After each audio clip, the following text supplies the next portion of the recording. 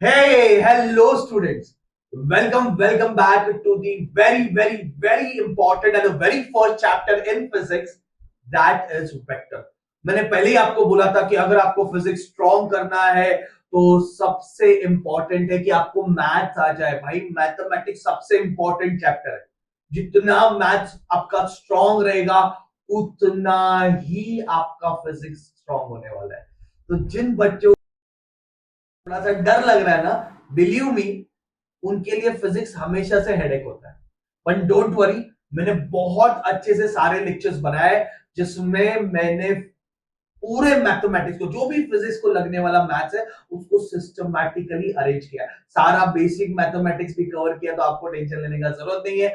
मस्त पे की बुक और पेन लेके बैठो। जैसे आप वेब सीरीज देखते हो, मूवी देखते हो, क्रिकेट मैच देखते हो, वैसे मत देखना। आराम से अच्छी पोजीशन पे जाके बैठ जाओ, बुक पेन वगैरह लेके बैठो, और हर एक चीज में जो आपको बताने वाला हो प्रॉपरली नोट डाउन करो। वीडियो को जगह जगह जहां जहां पे लगता है पॉज करना, अच्छे से पढ़ना। This is going to be very important. Okay, अभी सबसे पहला चैप्टर जो हम चालू कर रहे हैं, that is vector. Very important, very application वाला चैप्टर है। मतलब पूरे फिजिक्स में, पूरे 11th एंड 12th में कहीं भी लग सकता है। मतलब खास करके न्यूमेरिकल सॉल्व करते हो, बहुत सारे डेरिवेशन और कॉन्सेप्ट में हमें वेक्टर लगता है। कि ऐसा नहीं है कि आप चैप्टर पढ़ो और भूल जाओ, नहीं। पूरे 11वीं 12वीं जेई नीट जो भी एग्जाम दे रहे हो, ये चैप्टर बहुत इंपॉर्टेंट है। तो वेक्टर किसी भी हालत में आपको आना चाहिए। ठीक है, तो चालू करते हैं। Very easy and very important chapter, that is vector. और उसमें हम पहला चीज पढ़ेंगे, what is physical quantity. Yes, what is physical quantity? बच्चा, any quantity which we can measure, any quantity which we can measure is a physical quantity. अब इस pen का लेंथ आप मेजर कर सकते हो, तो भाई लेंथ फिजिकल क्वांटिटी है।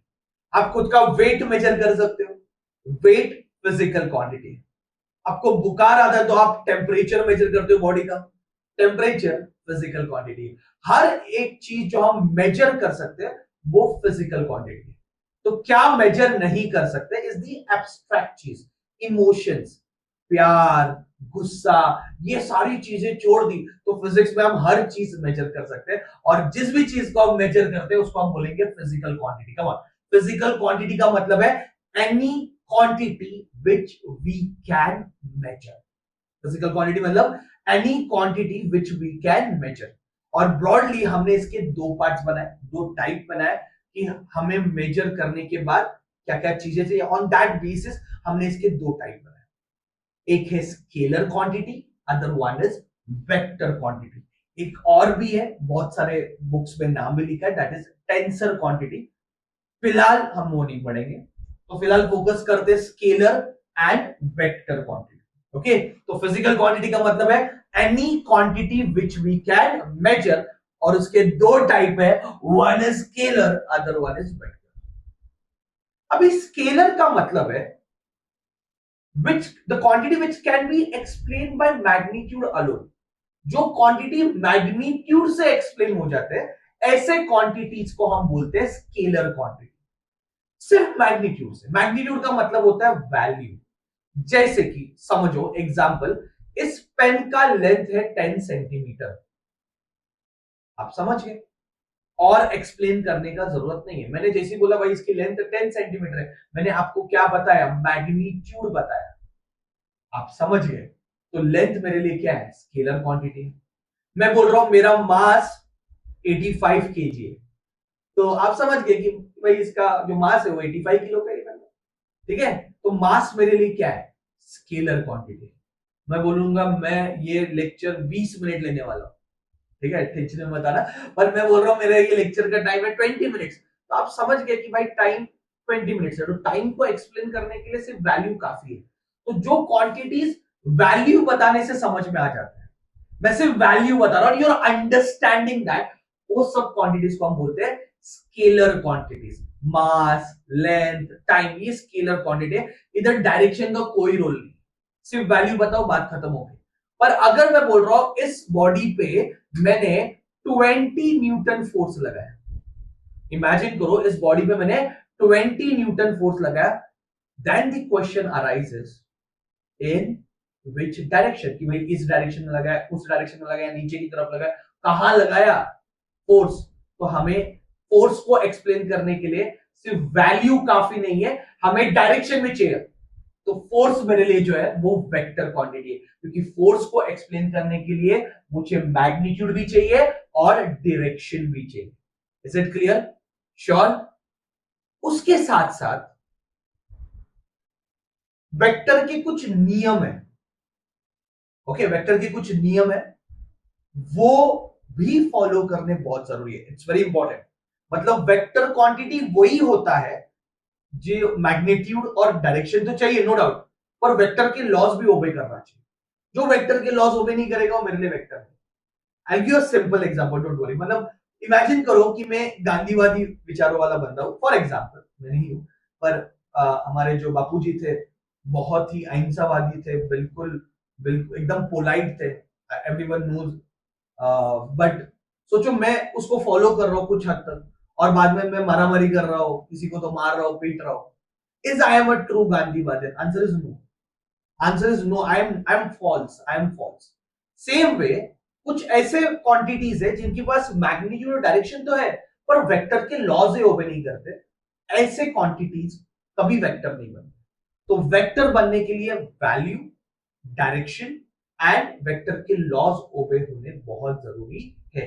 That quantity is called vector quantity. ठीक है, स्केलर का तो झंझट ही खत्म हो गया, क्योंकि उसमें सिर्फ वैल्यू है, और वेक्टर में वैल्यू के साथ साथ डायरेक्शन भी है, और उसके साथ साथ आपको लॉज भी फॉलो करने हैं।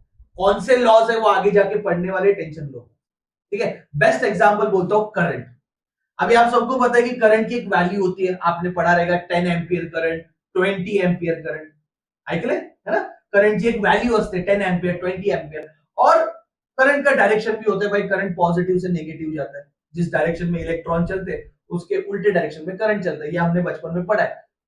बट वेक्टर क्वांटिटी बनने के लिए उसके पास मैग्नीट्यूड है, ऑफ कोर्स है। हम बोलते हैं कि भाई 10 एम्पियर करंट, 20 एम्पियर करंट, मतलब हम क्या बताते हैं, वैल्यू बताते हैं। 10 एम्पियर, 20 एम्पियर, तो हम वैल्यू बता रहे हैं।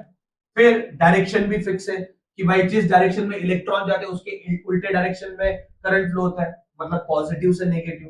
तो करंट के पास वैल्यू भी है, डायरेक्शन भी है, पर वेक्टर क्वांटिटी होता है जो वेक्टर के लॉज ओबे करता है, लॉज ऑफ एडिशन ओबे करता है। करंट ये नहीं करता, करंट वेक्टर के लॉज ओबे नहीं करता। और अगर कोई भी वेक्टर के लॉज ओबे नहीं करेगा तो डेफिनेटली वो मेरे लिए वेक्टर नहीं। तो current is not a vector, it's a pseudo vector. Pseudo, pseudo spelling P silent है, सूडो वेक्टर। करंट क्या है? सूडो वेक्टर है। सूडो का मतलब होता है फॉल्स। सूडो का मतलब क्या होता है? फॉल्स, क्योंकि वो वेक्टर के लॉज ओबे नहीं करता। या सिंपली मैं बोलूंगा current is a scalar quantity. अभी सूडो वेक्टर भी नहीं बोलेंगे, हम उसको स्केलर। Is it clear? भाई 12वीं में जाके हम पढ़ेंगे कि करंट को हम ऐड बिट जब करते हैं तो हम किरचॉफ लॉ यूज करते हैं, वेक्टर के लॉज यूज नहीं करते। तो एक अलग एक्सेप्शनल है, मस्त की याद। ठीक है, तो फटाफट फटाफट हमने क्या पढ़ा? स्केलर मतलब which can be explain by magnitude, vector मतलब एक्सप्लेन करने के लिए मैग्नीट्यूड भी चाहिए और डायरेक्शन भी चाहिए, and must obey laws of vector. I hope this much is very much clear. let us go ahead, let us go ahead and let us do it very importantly, representation of vector, कि हम vectors को कैसे represent करेंगे। तो बच्चा इसके दो part है, एक तो पिक्टोरियल रिप्रेजेंटेशन है और एक इक्वेशन, मतलब हम इसको डायग्राम के फॉर्म में कैसे रिप्रेजेंट करेंगे और उसको नेमिंग वगैरह कैसे करेंगे। तो दोनों रिप्रेजेंटेशन बहुत इंपॉर्टेंट है, ध्यान रखना। ठीक है, अभी आप अगर ठीक से देखोगे तो वेक्टर को एक एरो से रिप्रेजेंट करते हैं। किससे रिप्रेजेंट करते हैं? एरो से। उसमें ये जो एरो का लेंथ है वो बताता है मैग्नीट्यूड। ओके, अभी ये वाला जो पार्ट है ये हो गया टेल, ये वाली पार्ट जो है वो हो गया हेड। तो वेक्टर का ये टेल है, वेक्टर का ये हेड है।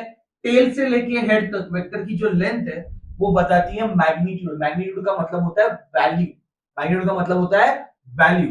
अगर मैंने ऐसे दो वेक्टर ड्रॉ कर लिए, for example I am drawing this is one vector और ये दूसरा वेक्टर है, दोनों वेक्टर मैंने ड्रॉ किए, दोनों वेक्टर को देख के आप बोल सकते हो कि सर इसकी वैल्यू बड़ी है, इसकी वैल्यू छोटी। तो वेक्टर की वैल्यू उससे लेंथ से पता चलता है, जो एरो मैंने ड्रॉ किया उस एरो की जो लेंथ है वो मुझे मैग्नीट्यूड बताता है, वैल्यू बताता है। और ये जो एरो हेड है, ये जो एरो हेड है, ये एरो हेड मुझे डायरेक्शन बताता है। क्या बताता है? डायरेक्शन। जैसे कि ये वाली जो डायरेक्शन है वो बेसिकली आपको पता रहेगा, ये ईस्ट होती है, तो ये वेक्टर ईस्ट की तरफ देख रहा है, ये वेक्टर भी ईस्ट की तरफ देख रहा है। अगर मैं ऐसे ड्रॉ करूंगा तो ये वेक्टर कहां देख रहा है? नॉर्थ की तरफ। अगर मैं ऐसे ड्रॉ करूंगा तो ये वेक्टर कहां देख रहा है? साउथ की तरफ। ठीक है, तो एरो हेड को देख के मुझे क्या पता चलता है? डायरेक्शन। एरो की लेंथ मैग्नीट्यूड बताती है और एरो हेड मुझे डायरेक्शन बताता है। डन। चलो, अभी इस वेक्टर का नाम क्या है? What is the name of this vector? Okay, तो हम दो लेटर यूज कर सकते हैं। ओके, लेट अस से मैंने इसका नाम रखा बी ए वेक्टर। क्या नाम रखा इसका मैंने? बी ए वेक्टर।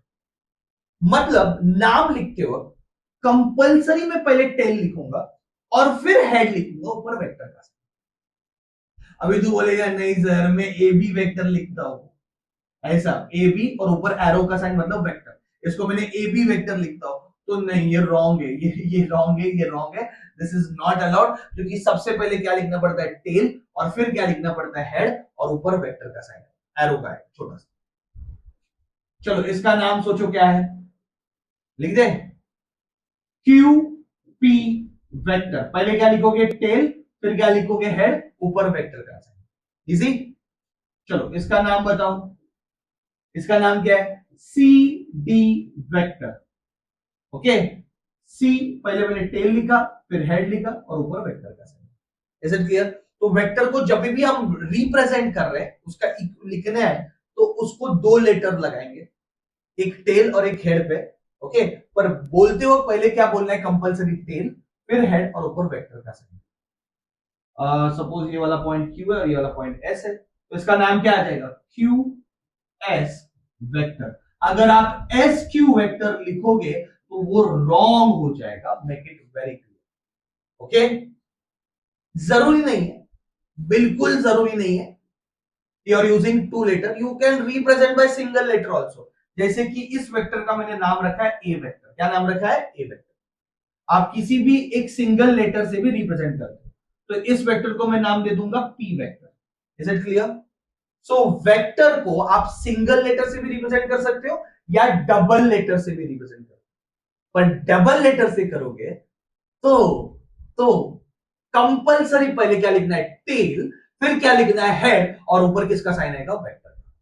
ओके, अगर आपको मैग्नीट्यूड लिखना है, इसको मैग्नीट्यूड के फॉर्म में लिखना है, सिर्फ वैल्यू लिखना है, इसका सिर्फ वैल्यू लिखना है, तो आपको ऐसे आगे पीछे दो डांडी डाल देना है ना। डंडी समझते हो? छोटी छोटी डंडी, इसको मॉड बोलते हैं, मॉड्यूलस, मॉड। तो इसको हम रिप्रेजेंट करेंगे मॉड ऑफ क्यूपी वेक्टर। कैसे रिप्रेजेंट करेंगे? Mod of QP vector. Okay, I hope this much is very much clear कि वेक्टर्स को हम कैसे रिप्रेजेंट करेंगे। ठीक है, एक और एग्जांपल, इस वेक्टर को हम सपोज सिंगल लेटर से रिप्रेजेंट कर रहे हैं बी वेक्टर, और इसका अगर हम मैग्नीट्यूड लिख रहे हैं तो मॉड ऑफ बी वेक्टर ऐसे लिखे, या फिर सिर्फ बी लिखा तो भी चले। ओके, बार बार मॉड के साइन नहीं डालोगे चले। ठीक है, क्लियर? नोट डाउन करना, हर एक पॉइंट इंपॉर्टेंट है बच्चा। ठीक है, तो वेक्टर्स को कैसे एरो से रिप्रेजेंट करेंगे? वेक्टर का जो लेंथ है वो मुझे मैग्नीट्यूड बताएगा और एरो हेड मुझे डायरेक्शन बताएगा। डन। आई होप आप वीडियो को पॉज करके कॉपी डाउन कर सकते हो। Let us move ahead. Types of vector. अभी वेक्टर के टाइप्स बहुत इजी है, बहुत सिंपल वे में कर सकते हैं टाइप्स। जैसे कि ये दो वेक्टर देखो, अभी इसका नाम बताओ क्या है? A B vector. पहले टेल लिखेंगे फिर हेड लिखेंगे, ए बी वेक्टर। ओके, फिलहाल उसको पी वेक्टर से रिप्रेजेंट करते हैं। तो ये एक वेक्टर है और दूसरा ये वाला वेक्टर देखो सी डी वेक्टर, जिसको मैं क्यू वेक्टर से रिप्रेजेंट करता हूं। तो मैं सिंगल लेटर से भी कर सकता हूं और डबल लेटर से भी कर सकता हूं। तो इसको ए बी वेक्टर भी बोल सकते हो या फिर पी वेक्टर बोलो, सी डी वेक्टर बोल सकते हो, क्यू वेक्टर बोलो। डन। अभी दो वेक्टर्स मैंने ड्रॉ किए, दोनों वेक्टर के एरो हेड को देख के क्लियर पता चल रहा है कि दोनों का डायरेक्शन क्या है, सेम। मैग्नीट्यूड ऑफ कोर्स ये छोटा है, ये बड़ा है, मतलब ये वाला वेक्टर की वैल्यू कम है, ये वाली वेक्टर की वैल्यू ज्यादा है, मैग्नीट्यूड अलग है, पर दोनों के डायरेक्शन क्या है, सेम है। अगर दोनों वेक्टर का डायरेक्शन सेम है तो बच्चा हम उसको बोलेंगे पैरेलल वेक्टर्स। क्या बोलेंगे उसको, पैरेलल वेक्टर्स। पैरेलल वेक्टर्स में मैग्नीट्यूड कुछ भी रहने दो, इररिस्पेक्टिव ऑफ मैग्नीट्यूड, डायरेक्शन भाई सेम चाहिए। मैग्नीट्यूड कुछ भी रहेगा चलेगा, पर डायरेक्शन सेम चाहिए। तो ऐसे वेक्टर्स को हम बोलते हैं पैरेलल वेक्टर्स। क्या बोलेंगे बच्चा, parallel vectors. Come on, direction same रहेगा तो क्या बोलेंगे, पैरेलल वेक्टर्स। ठीक है, look at this, look at this, look at this. Again I have drawn AB, that is P vector, CD that is Q vector. अभी दोनों बोलोगे sir direction भी सेम है और दोनों की लेंथ भी सेम है, मतलब दोनों का मैग्नीट्यूड भी सेम है, डायरेक्शन भी सेम है, मैग्नीट्यूड भी सेम है, डायरेक्शन भी सेम है, मैग्नीट्यूड भी सेम है, दोनों भी चीजें सेम है, then we are going to call it as equal vector. Very very important. Vectors, mark my word, vectors तभी इक्वल होते हैं जब उनकी वैल्यू और उनका डायरेक्शन सेम है। तो मैग्नीट्यूड और डायरेक्शन दोनों भी सेम है, तो ही मैं उसको बोलूंगा इक्वल वेक्टर्स। क्लियर, याद रहे, equal vectors are parallel. Equal vector हमेशा पैरेलल होने ही वाले, पर पैरेलल वेक्टर कभी इक्वल होना जरूरी नहीं है। Every vector, every equal vector can be parallel, but every parallel vector is not an equal vector. I hope आपको समझा है, सारे बच्चों को समझा है। दोनों वेक्टर का अगर डायरेक्शन क्या रहेगा, सेम रहेगा, तो मैं क्या बोलूंगा, पैरेलल वेक्टर बोलूंगा। डायरेक्शन भी सेम है, मैग्नीट्यूड भी सेम है, तो मैं उसको बोलूंगा equal vector. Is it clear? Now check it out भाई, AB वेक्टर और CD वेक्टर दोनों को देख के क्लियरली पता चल रहा है कि दोनों का डायरेक्शन डिफरेंट है। इनफैक्ट दोनों का डायरेक्शन अपोजिट है। जब दोनों का डायरेक्शन अपोजिट होगा तो ये P वेक्टर, Q वेक्टर, इसको हम बोलेंगे अपोजिट वेक्टर्स, नेगेटिव वेक्टर्स और एंटी पैरेलल वेक्टर। ओके, मैंने जानबूझ के एक ही इसमें सब कुछ डाल दिया। एक याद रखो, डायरेक्शन अपोजिट रहेगा, डायरेक्शन अपोजिट रहेगा मतलब they are anti parallel vector. कौन सा वेक्टर, एंटी पैरेलल वेक्टर। यहां पे डायरेक्शन सेम है, पैरेलल वेक्टर। यहां पे डायरेक्शन अपोजिट है, anti parallel vector. Come on, direction same है, पैरेलल वेक्टर, डायरेक्शन अपोजिट है, anti parallel vector. Is it clear? तो इसको एंटी पैरेलल वेक्टर भी बोल सकते हैं, अपोजिट वेक्टर भी बोल सकते हैं। ठीक है, अभी इसको एक लिखने का तरीका है।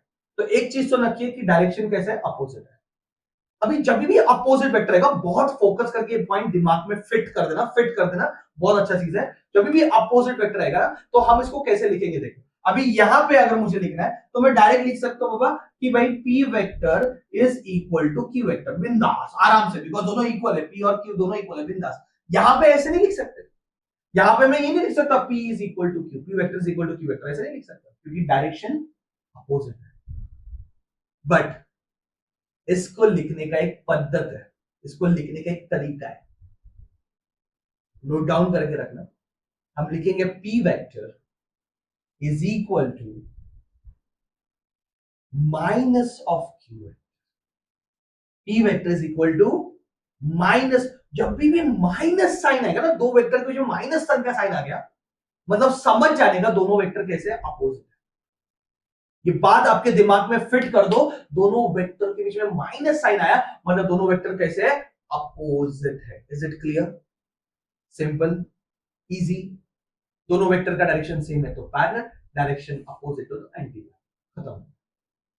जब मैग्नीट्यूड और डायरेक्शन दोनों सेम है तो ही मैं उसको इक्वल बोलूंगा, और अपोजिट वेक्टर्स को हम माइनस डाल के लिखते हैं। तो आज की बात 11वीं 12वीं कभी भी आपको माइनस साइन दिखेगा, फटाक से तुम लोग को क्लिक होना चाहिए, अरे सर ये दोनों वेक्टर कैसे है, अपोजिट है। तो अपोजिट वेक्टर को हम माइनस से रिप्रेजेंट करते हैं। Is it clear? Sure? Let's go ahead, let's go ahead.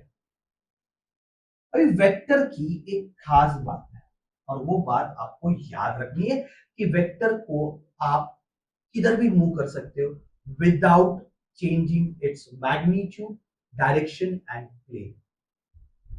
Note down करके रखना, वेक्टर का एक खास बात है, वेक्टर को आप किधर भी मूव कर सकते हो without changing its magnitude and direction in the plane.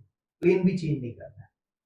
मतलब अभी थोड़ा इसको ऊपर वापस आते हैं, अभी भी हमने पढ़ा जैसे कि ये वेक्टर है, ये वेक्टर पी वेक्टर है, इसको उठा के मैं यहां डाल सकता हूं, इसको उठा के मैं यहां लेके जा सकता हूं, इसको उठा के मैं यहां लेके जा सकता हूं, इसको उठा के मैं यहां लेके जा सकता हूं। भाई जिधर चाहिए उधर लेके जाओ, पर आप उसकी डायरेक्शन चेंज नहीं कर सकते, आप उसकी डायरेक्शन चेंज नहीं कर सकते।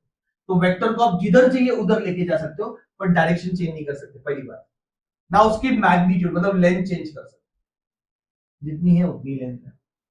और एक ही प्लेन पे, अभी ये जो बोर्ड है वो मेरा प्लेन है, उसी पे मैं मूव कर सकता हूं। आप नोटबुक पे जिधर चाहिए उधर मूव कर सकते हो, आप प्लेन चेंज नहीं कर सकते। प्लेन चेंज कर दे तो डायरेक्शन भी क्या हो जाएगा, चेंज हो जाएगा। Is it clear? Is it clear? So आप वेक्टर को जिधर चाहिए उधर मूव कर सकते हो। बहुत इंपॉर्टेंट है, दिमाग में डाल के रखो भाई कि वेक्टर को भाई मैं किधर भी लेके जा सकता हूं इन दी प्लेन, डायरेक्शन चेंज नहीं करना। तो अब सिंपल में बताओ, ये जो पी वेक्टर है, क्या इस पी वेक्टर को, मैं थोड़ा इसका कलर चेंज कर देता हूं, क्या मैं इस पी वेक्टर को इधर ड्रॉ कर सकता हूं? है ना? आप बोलोगे यस सर, बिंदास ड्रॉ कर सकते हैं। क्या इस पी वेक्टर को मैं इधर ड्रॉ कर सकता हूं, सॉरी क्यू वेक्टर को? आंसर है यस सर। क्या ये वाले को मैं इधर ड्रॉ कर सकता हूं? आंसर है यस सर, बिंदास। क्योंकि मैं वेक्टर को तो किधर भी लेके जा सकता हूं। तो यहां से मैं इसको इधर लेके आया तो क्या फर्क गिरता है, इस वेक्टर को मैं इधर से इधर लेके आया तो कुछ फर्क गिरता है? कुछ नहीं। तो ये जो पैरेलल है, एंटी पैरेलल है, ये सारे वेक्टर्स आप एक लाइन में ड्रॉ कर सकते हो। ये सॉरी, एक वेक्टर इधर है, दूसरा वेक्टर इधर है, क्या ये दोनों पैरेलल है? आंसर इज यस, क्योंकि दोनों का डायरेक्शन क्या है, सेम है। तो इसको यहां से उठा के अगर यहां पे डाल दोगे तो ये दोनों एक ही लाइन में आ गए। ये सॉरी, जिन वेक्टर को हम एक लाइन में ड्रॉ कर सकते हैं वो सारे वेक्टर्स को हम बोलेंगे कोलिनियर वेक्टर्स। क्या बोलेंगे? Collinear vectors. तो ये पैरेलल वेक्टर मतलब कोलिनियर होता है, एंटी पैरेलल वेक्टर भी क्या होता है, कोलिनियर, क्योंकि हम उसको एक लाइन में ड्रॉ कर सकते हैं। पर अगर मेरे पास ये दो वेक्टर, सपोज ये एक पी वेक्टर है और ये क्यू वेक्टर है, क्या आप कितनी भी कोशिश करो इसको एक लाइन में ड्रॉ कर सकते हो? पॉसिबल ही नहीं, क्योंकि एक लाइन में ड्रॉ करने के लिए आपको इसको घुमाना पड़ेगा, और एक घूमेगा नहीं क्योंकि अलाउड नहीं है। तो आप इसको एक लाइन में ड्रॉ नहीं कर सकते बच्चा, ठीक है? तो ये हो गए नॉन कोलिनियर वेक्टर। क्या हो गए ये? Non collinear vector. Is it clear? ठीक है? तो कोलिनियर वेक्टर मतलब vectors which can be drawn along the same line, they are collinear। तो ये कोलिनियर है और ये पैरेलल भी है, ये कोलिनियर है और ये एंटी पैरेलल है। पर क्या ये कोलिनियर है? नहीं भाई, कोई एक लाइन में ड्रॉ नहीं कर सकते।